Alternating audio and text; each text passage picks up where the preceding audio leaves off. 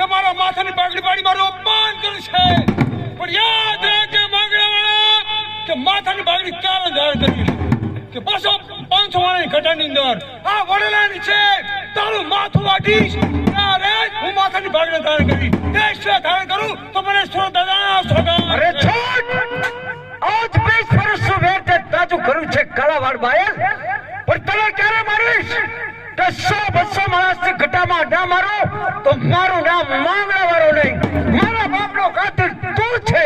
માંગણાવાળા અત્યારે હાલ ઝેરના ઘૂંટડે પીને જાઉં છું દીકરા, પણ યાદ રાખજે આ તરવારથી આ વડલા નીચે તારો પાડ્યો રોપીશ ત્યારે મારા આત્માને શાંતિ થશે. અરે જાંજવાના નીર સમાન તારી પ્રતિજ્ઞા પૂરી નહીં થાય, પ્રતિજ્ઞા પાડવા માટે તારે ફરી જન્મ લેવો પડશે. જા માંગણા, યાદ રાખ જ્યાં સુધી મારા માથે પાઘડી નથી ત્યાં સુધી તારું જીવન અવિચળ છે, પણ આ તરવારથી તારો પાડ્યો ના રૂપું સાંભળ, આ દિવાળીનો પ્રસંગ છે એટલે તને મારતો નથી, જ્યાં તને આજે જીવતો જવા દઉં છું એ સમયની હું રાહ જોઈ. જા શેરના ઘૂંટડા પીને જાઉં છું, પણ દીકરા મારા યાદ રાખજે આ તરવારથી તારો પાડ્યો રમીશ ત્યારે મારા આત્માને શાંતિ થશે.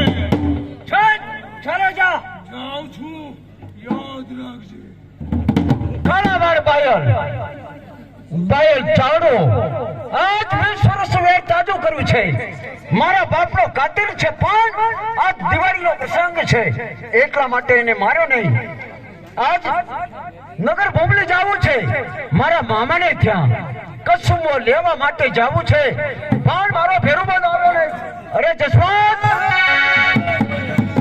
અરે આજે તો મામાને ત્યાં જવું છે, ચાલ મને ઘોડા તૈયાર કર. મામાને ત્યાં શું લેવા જવું બાપુ? લેવા માટે નથી જવાનું, કસુંબો પીવા માટે જવું. કસુંબો? હા, દિવાળી દશેરા આવે એટલે આપણે કસુંબો પીવા. દારાની મોજ માણવા માટે જવું છે. બરોબર, એમ કોને ત્યાં? તો ચાલ મને ઘોડા તૈયાર કર. ચાલ ચાલો, ચાલ ચાલ ચાલ ચાલ. ઘોડી લઈ લઉં છું. તું કેમ ઘોડો લેતો નથી લ્યા? મારે ઘોડાને માર મેં નહીં આવે.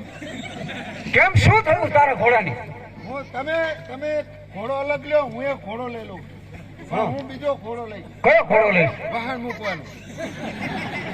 અલ્યા વાહન મૂકવાનો ઘોડો નહીં મૂર્ખા, બેસવાનો ઘોડો આપણે જોઈએ. હા, મારા જોડે ઘોડો નહીં, ઘોડી છે. ઘોડી લઈ લઈશ? હોય. હા, પણ ઘોડો પર બેસ ને. ના, બેહવાનું નહીં. તો હું હેડીને જઈશ. અરે ઘોડા માથે બેસીને જવું જોઈએ. હું ના બેહું, તમે બેસજો તમતા. અરે મામાના રાજમાં જવું હોય તો ઘોડા માથે સવાર થઈને જવું એ જોઈએ. તો મામાનું રાજ આવે એટલે ઘોડા પર બેહીશ, ભાઈ ઉતરી જઈશ. અરે ભાઈ, મામાને કેવું લાગે કે કેમ હાલતો આવે છે? મને કેવું લાગે એવું લાગે, પણ મને કેવું લાગે પછી તને શું થાય છે? હું ઘોડા પર બેહું એટલે મને ગલી થાય છે. અલ્યા ઘોડા માથે બેસવાથી ગલી લાગે? આમ થાય એટલે ગલી ના થાય. અલ્યા ભલા મારા મૂર્ખ જેવો છે તું યાર. જે ઘોડા રાખતા એમને પૂછો. હે? અરે ભલે કાંઈ વાંધો નહીં, ચાલ ચાલ ભલે ઘોડા માથે બેસ. ચાલ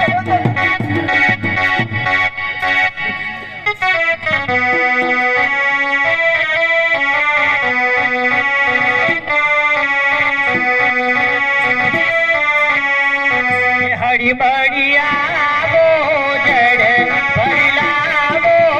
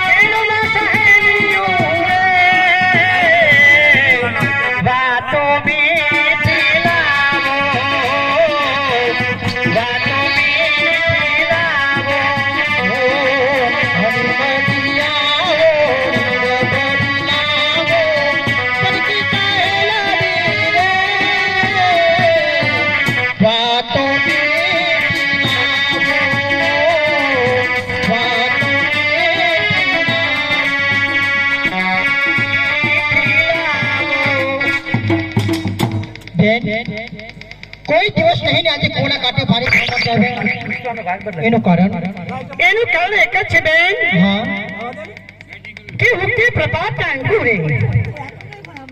પ્રભાતના અંકુરે પંખટની શોભા વધી ઉર્મા ઉમંગે જાજી સખીઓ આવી બધી વાતો અનેરી થાય છે હૃદય અને ભાવનાની વાત તો અવસ્થાને ઉપર વંચાય છે જાણે છે બેન કે સરખી સરખી સાહેલી ક્યારે ભેળી થાય શા માટે કે એકબીજાના હૈયાની વાતો કહેવા માટે બેન કદાચ મારા સપનાની વાત કહીશ ને તો તું સાચી નહીં માને એવું તો કેવી વાત છે તમારા સપનાની તું સાંભળ બેન કે પૂર્ણિમાના દિવસે જ્યારે ફૂલિયામાં સૂતી હતી ને ત્યારે મને કેવું સપનું આવ્યું કે જ્યારે પ્રભાતના પોરમાં પાણી ભરવા માટે કુવાના પંખર ઉપર આવી એમાં દૂર દૂરથી એક રાજકુમાર આવ્યા બેન એ રાજકુમાર કેટલા બધા રૂપાળા કે જેટલા વખાણ કરું ને એટલા ઓછા માથે સોરઠિયું બાંધેલું એક હાથમાં ભમરિયાનો ભાલો બીજા હાથમાં શેરોની તરવાર પગે રાઠોડી મોજડી જરિયાની જામા બસ બેન હું તો એ રાજકુમાર સામે જોતી જ રહી પછી ધીમે ધીમે કુવાના પથ્થર ઉપર આવીને કહ્યું કે પાણી પીવડાવશો અને પછી બેન મેં જોતામાં હૈયાના ઉંમર કાથી મેં એમણે પાણી પીવડાવ્યું અમારી ચાર આંખોનું મિલન થયું બેન એ રાજકુમાર સાથે અમે પ્રીતિના દોરે બંધાણા અને થોડી વાર આંખો ખુલી એટલે બેન એમણે દૂર દૂર એક દાવાના સળગતો હતો એની અંદર સળગતા મેં જોયા બેન તને આવું સપનું આવ્યું હા અરે બેન સપના કદી પણ સાચા હોતા નથી અરે સપના તો આર પંપર હોય છે એટલે તારું કેવું શું બેન કહેવતમાં કહ્યું છે ને કે સપના સાચા ના માનીએ મનનું ધાર્યું ન થાય જો પાણીનું ગીત હતું હોય તો લોકો ખુશા માટે ખાય એટલે તારું કેવું કેમ મને પણ સપનું આવ્યું લે પાછી એક બાજુ કહે છે કે સપના સાચા ના માનીએ અને પાછી મને કહે છે કે પદ્માબેન મને પણ સપનું આવ્યું હતું અલી તને સપનું ક્યારે આવ્યું હતું બેન તને ક્યારે આવ્યું હતું મને તો પ્રભાતના પોરે સપનું આવ્યું હતું બેન મને ખરાબ બપોરે 12 વાગે સપનું અલી ભૂંડી લાગે છે ભૂંડી ખરાબ બપોરે સપનું આવે એને સપનું ના કહેવાય એને શું કહેવાય એને ફોણું કહેવાય એ બેન જે હોય પણ મને ખરાબ બપોરે 12 વાગે સપનું આવ્યું પણ કેવું સપનું આવ્યું કેવું અલી કે મારા બાપુજીએ મારા લગ્ન કર્યા લગ્ન કરી મારી હાહરીમાં જઈ અને ઘૂંઘટ ઊંચો કરીને જોયું તો 80 વર્ષનો ડોહો નીકળ્યો લે આવું સપનું બેન મને લાગે છે કે તારું સપનું ને મારું સપનું કદાચ સાચું બની જાય અરે આમ તો જો ઘોડાના દાદાનો અવાજ આવે છે